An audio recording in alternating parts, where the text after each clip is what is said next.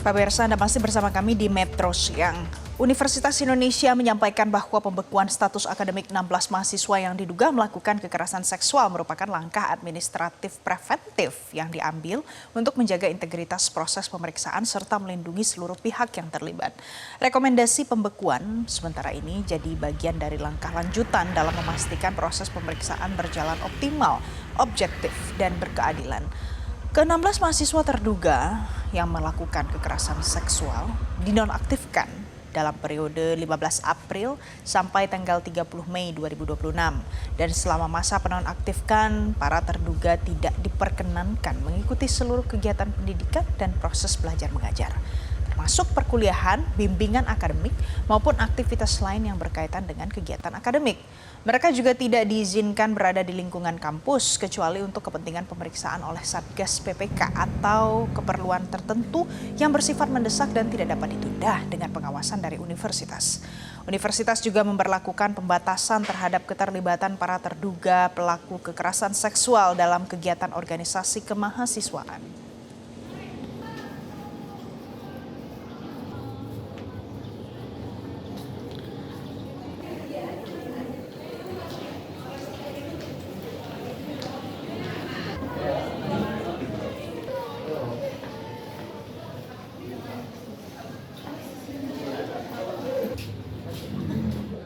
Perlu kami tegaskan, langkah ini bukan merupakan sanksi akhir, melainkan langkah administrasi preventif untuk menjaga objektivitas pemeriksaan, menjamin ketertiban di lingkungan kampus, dan melindungi seluruh pihak yang terlibat.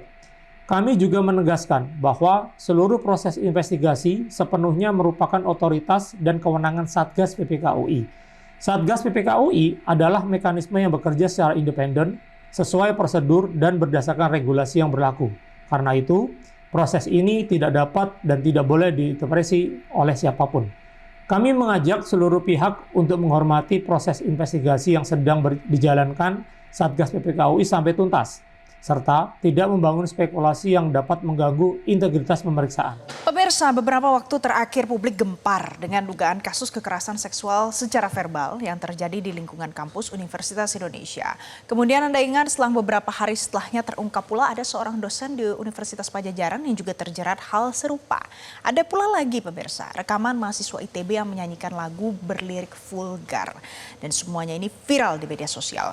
Dalam fact check hari ini kita akan lihat bagaimana datanya pemirsa soal tren kekerasan seksual di lingkungan kampus.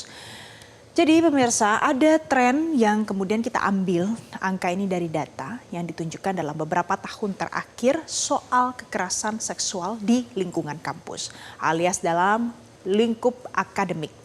Jadi di tahun 2024 Komnas Perempuan yang mencatat ada 4.178 kasus kekerasan, semuanya menyasar pada perempuan dan ini dilakukan di ruang pendidikan dan juga kampus. Kemudian tahun 2025 setahun setelahnya sejumlah perguruan tinggi yang kemudian melaporkan ada peningkatan penanganan kasus melalui Satgas PPKS.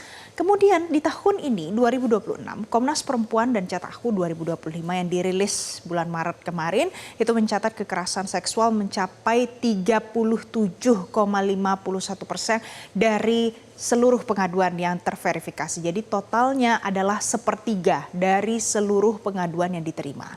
Nah, ini adalah tren yang kemudian kita lihat terjadi peningkatan di setiap tahunnya. Walaupun ini diambil dalam kurun waktu 3 tahun terakhir dan berdasarkan survei yang dilakukan oleh beberapa lembaga yang terjadi di lingkungan akademik pemirsa. Persoalannya adalah mungkin Anda sering menemukan ini di kalangan sehari-hari dan ternyata lebih banyak korban yang diam. Korban yang diam ini ternyata dari data yang kami peroleh adalah jumlahnya itu cukup banyak.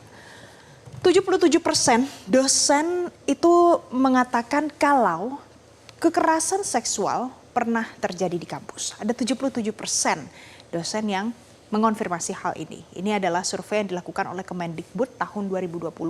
Kemudian dari angka 100% kasus kekerasan seksual yang terjadi dan dilaporkan, pemirsa, 63% kasus tidak pernah dilaporkan kepada pihak kampus. Jadi ada banyak alasan, salah satunya adalah soal untuk melindungi korban, kemudian perasaan tertekan karena juga menjaga marwah, nama baik, apalagi dalam aktivitas sosial sehari-hari, dan korban kebanyakan diam. 63% tidak mau melaporkan hal ini kepada kampus. Nah, di mana saja sebenarnya kasus kekerasan seksual ini cenderung terjadi? Jadi pemirsa, dalam survei yang juga dilakukan oleh PLT UIN Suka tahun 2021 sampai 2024 di lingkungan kampus, tempat seharusnya seluruh mahasiswa mendapatkan jaminan keselamatan keamanan yang setara, ada 52% kasus ini terjadi dalam lingkungan kampus. Kemudian 26% terjadi di luar kampus. Mungkin pada saat belajar, bimbingan lain di luar kelas akademik yang memang terdaftar dan terjadwal secara resmi di kampus. Kemudian yang 22% lagi adalah yang kita lihat beberapa hari terakhir ini kemudian viral di media sosial. Terjadi secara online atau digital. Itulah mengapa akhirnya kekerasan seksual itu terkategori pemirsa. Ada yang dilakukan secara verbal dan non-verbal, psikis, dan juga yang berbasis online. Jadi bagaimana kalau seandainya ini sudah terjadi? Apa mitigasi yang kemudian disiapkan? Nah, sebenarnya kampus sudah punya ada mitigasi yang disiapkan untuk mencegah hal-hal yang tidak diinginkan ini terjadi. Yang pertama, sudah ada pembentukan Satgas PPKS. Satgas PPKS ini adalah yang sedang melakukan investigasi terhadap kasus dugaan kekerasan seksual verbal yang dilakukan dan terjadi di Universitas Indonesia saat ini. Kemudian ada kanal pelaporan rahasia dan juga ada hotline yang disiapkan. Ada pendampingan psikologis untuk korban. Kemudian sudah dilakukan investigasi internal independen. Ada juga sanksi administratif dan akademik. Ini adalah beberapa poin yang kita lihat saat ini sedang terjadi dalam pengusutan kasus dugaan kekerasan seksual yang terjadi di Universitas Indonesia. Kemudian edukasi konsen dan anti kekerasan seksual. Ini setelah seluruh kasus ini berhasil ditangani dengan baik, maka ada edukasi yang diberikan kepada mahasiswa dan ada SOP pertemuan dosen dan mahasiswa, kemudian ada safe room atau ruang aman untuk korban. Karena sejauh ini tadi berdasarkan data yang kita lihat 63% korban tidak mau melaporkan ini ke pihak kampus, maka perlu ada yang memperhatikan soal ruang aman. Bicara soal ruang aman pemirsa, sebenarnya di Indonesia ada undang-undang yang mengatur dan melindungi supaya tidak ada korban yang dari kekerasan seksual seperti ini. Kita lihat di next slide, itu ada Undang-Undang TPKS dan Undang-Undang ITE. Di UU TPKS, kekerasan seksual secara psikis dan juga verbal itu masuk ke dalamnya ada intimidasi seksual, ancaman seksual, pelecehan verbal, tekanan relasi kuasa, dan itu semua sudah diatur secara eksplisit dalam Undang-Undang TPKS, penjara hingga 9 tahun dengan denda sampai dengan 300 juta sampai 1 miliar rupiah. Tergantung bagaimana nanti putusannya. Kemudian di next slide lagi kita lihat juga ada Undang-Undang TPKS dan UU ITE yang bisa saja menjerat pelaku dalam kasus kekerasan seksual. Next. Jadi pemirsa, kalau kita bicara Undang-Undang ITE sebenarnya apa korelasinya? Jadi yang ini disampaikan dari pakar hukum pidana Asep Iwan Iriawan yang mengatakan kalau Undang-Undang ITE itu juga bisa menjerat orang yang kemudian menyebarkan konten-konten termasuk tangkapan layar atau screenshot yang kemudian diposting di media sosial atau dibagikan ke orang lain secara online.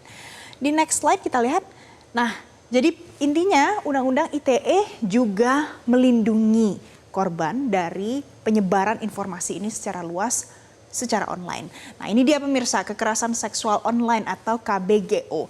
Termasuk di dalamnya soal penyebaran foto atau video intim, kemudian ancaman revenge porn. Kemudian ada pelecehan via DM atau chat dan doxing seksual. Ancaman pidananya juga tertulis secara eksplisit pemirsa, maksimal 6 tahun penjara dan denda hingga 1 miliar rupiah. Jadi intinya kita punya payung hukum yang mengatur dan bagaimana nanti penanggulangan dan penanganan dari kasus yang saat ini sedang viral di media sosial. Mungkin ini tip of iceberg, ada banyak lagi kasus lain yang mungkin terjadi dan pada korban yang kebanyakan diam pemirsa. Mudah-mudahan pihak kampus bisa mengusut dan memperjuangkan apa yang menjadi hak dari korban kekerasan seksual. Jelajahi cara baru mendapatkan informasi. Download Metro TV Extend sekarang.